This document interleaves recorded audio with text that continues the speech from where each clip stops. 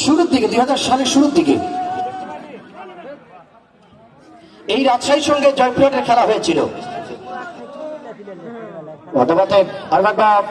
মতবাদ থেকে প্লাবনের প্রদীপ সতীর্থ খেলোয়াড় বাড়িয়েছিলেন বাদশা থেকে আহাদের হোসেন এসেছিল অবস্থায় নুরুজ্জামান হোসেন মতবাদের খেলোয়াড় বার পেয়েছেন 2 নম্বর যাচ্ছে দলের পরে মমিন একাধিক খেলোয়াড় মার্কিং মধ্যমাঠ থেকে 15 বল পেয়ে গেলেন হোসেন জয়পুরের পক্ষে। প্রদীপ টাচটা ভালো হলো না। আসলে সারা রাতের জার্নি তাদের।